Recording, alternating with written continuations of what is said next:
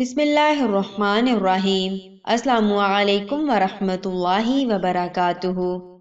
اس کے ہاتھ پاؤں پھول رہے تھے، سمجھ نہیں آتا تھا کہ وہ کیا کرے۔ پورے گھر والوں کو ہدایات جاری کرتی، گویا ہواؤں میں اڑ رہی تھی۔ کچھ ایسا نہ ہو جائے، کچھ ویسا نہ ہو جائے، خدشات اسے گھیر رہے تھے۔ اس نے آج بڑی محبت سے لہجے میں شیرینی سموئے بچوں سے کہا تھا، آپ نے نگاہیں جھکائے مؤدب ہو کر مہمانوں کو السلام علیکم ورحمۃ اللہ کہنا ہے اور مستقل درود پڑھتے رہنا ہے۔ وہ کھانا بناتے ہوئے بھی اللہ کا ذکر کرتی رہی، بار بار اپنے لباس پر نگاہ دوڑاتی، مناسب ہے بھی یا نہیں۔ چادر کو ٹٹولتی کہ کہیں زینت ظاہر نہ ہو رہی ہو۔ جب سے خبر ملی تھی وہ سو نہیں پائی تھی۔ اس نے معمول کے برخلاف بچوں کو تنبیہ کے بجائے درخواست کی تھی، فجر کے بعد تلاوت کر کے کام کرنا، سونا نہیں ورنہ مجھے شرمندگی ہوگی کہ انہوں نے فجر کی برکتوں کا بتایا ہے، فجر کے بعد سونا رزق کی تنگی کا معجب بتایا ہے۔ صبح صبح اپنے گھر کے سامنے سے صفائی کرتے بیٹے سے کہا تھا، بیٹا پوری گلی دیکھ لینا، کہ انہوں نے پڑوسیوں کے حقوق کی انتہائی تاکید کی ہے کہ پہلے سوال حقوق العباد کا ہوگا۔ حقوق اللہ تو شاید معاف کر دیے جائیں، لیکن بندوں کے حقوق بندوں کے معاف کرنے سے مشروط ہوں گے۔ آج اس کے دماغ کے سارے بلب جیسے روشن ہوتے جا رہے تھے، سارے تقاضے جیسے آج ہی معلوم ہوئے ہوں۔ وہ پوزیشن ہولڈر تھی، باقی مضامین کے ساتھ اس نے اسلامیات کو بھی بہت اچھا پڑھا تھا۔ یکدم ایک خیال کے آتے ہی وہ چادر لیے باہر نکل گئی، پڑوسن سے محبت سے ملی اور منجوس کا نازک سا بریسلٹ اپنی کلائی سے اتار کر اسے پہنا دیا۔ کہا، آج سے تم میری چھوٹی بہن ہو۔ وہ حیران ہوتے ہوئے استفسار کرنے لگی کہ معاملہ کیا ہے؟ جواباً آنکھیں آنسوؤں سے چمک اٹھی۔ وہ اسے بتا نہیں سکتی تھی کہ معاملہ کیا ہے۔ اس نے گزشتہ ہفتے ہی دوسری پڑوسن سے اس کی برائیاں کی تھی۔ بس مجھے معاف کر دینا اور دل میں میل نہ رکھنا۔ یاد رکھنا تمہاری ایک بہن تمہارے پڑوس میں ہے۔ جاتے جاتے وہ مٹھائی کی پلیٹ ساتھ لیتی گئی تھی۔ آج اتنی مصروفیت کے باوجود انہوں نے کسی کو ڈانٹا نہ تھا کہ وہ بچوں سے شفقت اور محبت کرنے والے تھے، اور انہوں نے بتایا تھا کہ کسی کی بھی عزت نفس پر حملہ بہت بڑا گناہ ہے۔ گھر لوٹی تو نیا خیال آیا۔ اس نے بیٹیوں، نندوں، بھابھیوں، بھتیجیوں کو فون کر کے آنے کا اصرار کیا کہ سب شام کا کھانا میری طرف کھائیں، اور بتایا کہ ایک سرپرائز ہے۔ سب حیران رہ گئی، اور وہ سوچ رہی تھی کہ میرے رسول صلی اللہ علیہ وآلہ وسلم بیٹیوں سے محبت کرنے والے تھے۔ ایک خیال کے آتے ہی اسٹور کی طرف دوڑی، ٹرنک میں سے نئے سوٹ نکالے اور بیٹے کو فون کیا کہ گفٹ بیگز لیتا آئے، اور کچھ حساب کتاب کر کے کلر باکس اور پین بھی منگوا لیے کہ انہیں کسی کو خالی ہاتھ بھیجنا پسند نہ تھا، اور مہمانوں کی تو ویسے بھی انتہائی تکریم کرنے والے تھے۔ گزشتہ ایک ہفتے سے ہی اس نے گھر سے کئی چیزوں کو نکالنا شروع کیا تھا جن کے متعلق اس کا گمان تھا کہ انہیں ناپسند ہوں گی۔ چند جوڑے رکھ کر باقی سارے پیک کر کے کئی گھروں میں بھجوائے تھے۔ ضرورت سے زائد کمبل خیس نکال کر ساتھ کی کچی بستی میں بچوں کے ہاتھ بھجوائے تھے۔ بچے خوش بھی تھے اور حیران بھی۔ ایک انوکھی سرگرمی ان کے ہاتھ آئی تھی۔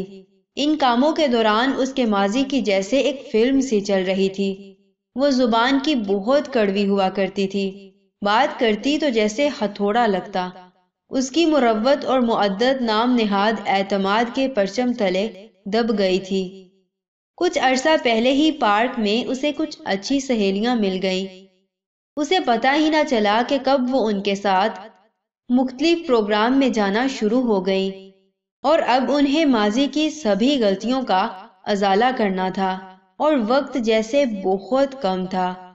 وہ بے طرح خوش تھی۔ اس نے دل کی گہرائی سے اپنے رب سے اچھے اخلاق چاہے، حیا، مروت، مودت، اخلاص، کردار اور پاکیزگی مانگی۔ کچھ کاموں کی فہرست بنائی جسے اس نے ایک سال کے دوران کرنا تھا۔ زندگی بھر کی میل کچیل صاف کرنا آسان بھی تو نہ تھا، لیکن وہ پرعزم تھی۔ ایک خیال کے آتے ہی وہ کانپ گئی۔ او میرے خدایا، یہ کیا ہو گیا؟ مجھ سے گھر کے مرکز رحمت اور سبب برکت سے غفلت کیسے ہو گئی؟ یہ خیال تو اسے سب سے پہلے آنا چاہیے تھا۔ شوہر کو جیٹھ کے ہاں پہنچنے کو کہا۔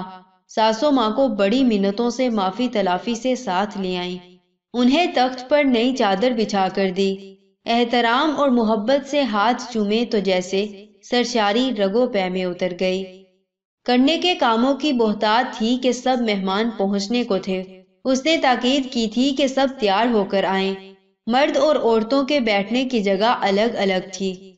مائک کی سیٹنگ مردوں کی طرف تھی، کیونکہ بہت کچھ اس نے اپنی سہیلیوں سے لاشعوری طور پر سیکھ لیا تھا۔ سیرت رسول صلی اللہ علیہ وآلہ وسلم پر لیکچر تھا۔ اسے تیاری میں محمد صلی اللہ علیہ وآلہ وسلم کی تعلیمات کا خیال تو رکھنا تھا، اور اس کی اسلامیات پر کی گئی محنت دراصل آج کام آ رہی تھی۔ شاید انقلاب کا کوئی خاص لمحہ ہوتا ہے۔ اس کے لیے وہ لمحہ تھا جب فاطمہ باجی نے میٹنگ کے دوران کہا کہ اس دفعہ سیرت رسول کریم صلی اللہ علیہ وآلہ وسلم کا اجتماع آمنہ کے گھر ہوگا۔ وہ کتنے ہی لمحے بھول نہ پائی تھی۔ کہاں میں اور کہاں یہ سعادت کہ میرے نبی صلی اللہ علیہ وآلہ وسلم کی سیرت کو جاننے کے لیے لوگ میرے گھر کا رخ کریں گے۔ فرشتے تہ بتہ آسمانوں تک اس محفل پر چھائے ہوں گے۔ اس کے گھر میں رحمتوں اور برکتوں کی برسات اترے گی۔ وہ اس قابل کہاں تھی؟ جانتے بوجھتے غفلت میں اس نے عمر بتا دی تھی۔ اس لمحہ اسے لگا وہ اندر سے یکسر بدل گئی ہے۔ یہی آگاہی کا لمحہ تھا۔ وہ رب کے کرم سے نوازی جا رہی تھی۔ آسمانوں پر اس کے بدلاؤ کا فیصلہ کیا جا چکا تھا۔ زندگی کی سب سے بڑی سعادت یہی تو تھی۔ یہ رب کا کرم تھا تو آگے کوشش اور قدر اس کے ذمہ تھی۔ کئی نیک کاموں کی شروعات وہ اسی روز سے کرنا چاہتی تھی۔